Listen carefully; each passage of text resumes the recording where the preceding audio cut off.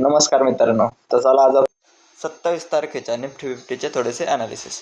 अशा लेवल्स ज्या टेस्ट झाल्यानंतर आपल्याला एक चांगल्या प्रकारे मोमेंटम बघायला भेटू शकतो. त्याआधी जर बघायचं झालं तर शुक्रवारी 24 तारखेला काय झालं होतं, मार्केट गॅप डाऊन ओपन झालं. गॅप डाऊन ओपन झाल्यानंतर आपल्याला मार्केटला दोन सपोर्ट होते. एक होते 23,645 हा वाला, बरोबर आहे, 23,645 आणि दुसरा होता 23,785. पण हा सपोर्टचा पण खाली गॅप डाऊन ओपन झाल्यानंतर हा काय कन्वर्ट झाला रेजिस्टन्समध्ये, एवढं लक्षात घ्या. आता जर बघायचं झालं तर काय झालं होतं, शुक्रवारला गॅप डाऊन ओपन झालं, त्याच्यानंतर मार्केट डाऊन आलं. इथं फेक ब्रेकआउट भेटला, थोडंसं सस्टेन झालं आणि इथून मार्केट बूम वरच्या साईडला गेलं आणि 23,785 जो पण कन्वर्ट झाला होता रेजिस्टन्समध्ये त्याच्या आसपास जाऊन मार्केट सस्टेन झालं, म्हणजे साईडवेज झालं आणि त्याच्याच आसपास मार्केटला क्लोजिंग भेटलेली आहे. हे होते 24 तारखेचे शुक्रवारचे निफ्टीचे ॲनालिसिस. आता आपण 27 तारखेला अशा कोणत्या लेवल्स आहेत ज्याला मार्केटने टेस्ट केल्यानंतर आपल्याला एक चांगल्या प्रकारे मूव बघायला भेटू शकतो ते पाहण्याआधी आपण थोडेसे ऑप्शन चेनचा अभ्यास करू. जर ऑप्शन चेनवर आलो आपण बघायचं झालं तर सगळ्यात आधी आपण जर कॉल साईडचा विचार केला तर put in change in Y positive आहे, चेंज इन प्राईस निगेटिव्ह, म्हणजे तर काय चालली कॉल रायटिंग चालली, म्हणजे यांना मार्केट अजून पण डाऊन साईडला जायचं. आणि जर आउट ऑफ द मनी बघायचा विचार केला तर change in Y negative, change in price negative, म्हणजे इथं काय प्रॉफिट बुकिंग आली वरच्या साईडला 24,850, 23,900, 23,950, 24,000, म्हणजे वरच्या साईडला प्रॉफिट बुकिंग बघायला भेटते, म्हणजे मार्केट ह्यांना कडं डाऊन साईडला जाणार ह्याचा अर्थ, म्हणजे कॉल साईडचा व्ह्यू हा निगेटिव्ह आहे. आणि जर पुट साईडचा विचार केला आपण पुट साईडला बघितलं तर पुट साईडला आउट ऑफ द मनी जर बघितलं change in Y positive, change in price positive, म्हणजे इथं काय झाली पुट बाईंग चालली, म्हणजे ह्यांचा पण येऊ डाऊन साईडला. आणि जर इन द मनीमध्ये बघितलं change in Y negative, change in price positive, म्हणजे इथं शॉर्ट कवरिंग चालली, मार्केटला शॉर्ट कवरिंग चालू आहे, म्हणजे यांना पण मार्केट डाऊन साईडला. शॉर्ट कवरिंग म्हणजे काय, जे ऑलरेडी यांनी पुट सेल केले होते ते परत बाय करायचे चालले, म्हणजे शॉर्ट कवरिंग, म्हणजे इथून मार्केट डाऊन साईडला जाणार आहे. तर ओव्हरऑल ऑप्शन चेनचा व्ह्यू हा बेरिश आहे मार्केटचा, एवढं लक्षात घ्या. तर चला आज आपण आता लेवल्स पाहू 27 तारखेचे IMP लेवल्स.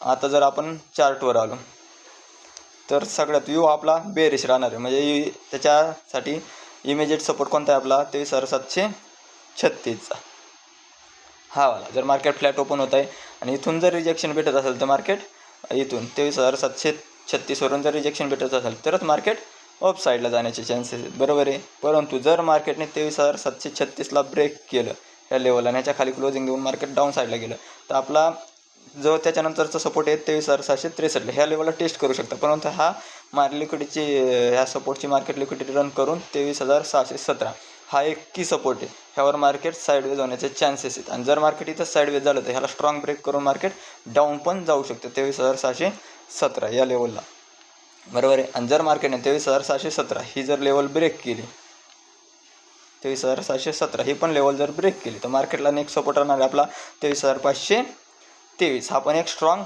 सपोर्टचं काम करू शकतो मंडेला मार्केटमध्ये. आता जर आपण रेजिस्टन्स बघायचं झालं, आता जर मार्केट समजा फ्लॅट ओपन झालं इथं क्लोजिंग भेटली,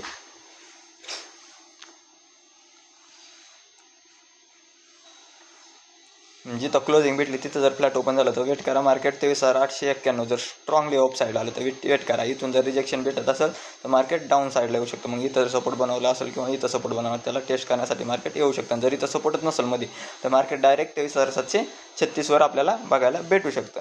परंतु जर मार्केट 23,891 हा जो इमिजिएट रेजिस्टन्स आहे ह्याला पण ब्रेक करत असेल तर वरच्या साईडला आपल्याला नेक्स्ट टार्गेट राहणार आहे, पहिलं टार्गेट 23,972, ह्याला जर ब्रेक केलं तर पहिलं टार्गेट राहणार 23,972, त्याच्यानंतर नेक्स्ट टार्गेट राहणार 24,039, 24,039 हे वरच्या साईडचे सपोर्ट रेजिस्टन्स आहेत. आता जर आपण थोडा विचार गॅप डाऊन गॅप अपचा बघू. जर मार्केट आणि पहिली गोष्ट मार्केट जर इथं फ्लॅट ओपन होऊन ह्याच्यामध्ये जर सस्टेन करत असेल तोपर्यंत आपल्या जो सपोर्ट किंवा रेजिस्टन्स दिलेले आहेत ह्या लेवलवर जोपर्यंत मार्केट येत नाही तोपर्यंत ट्रेड घ्यायचा नाही, कारण इथं साईडवेज राहण्याचे चान्सेस आहेत मार्केटला, बरोबर आहे. तर चला आपण थोडा गॅप डाऊनचा विचार करू.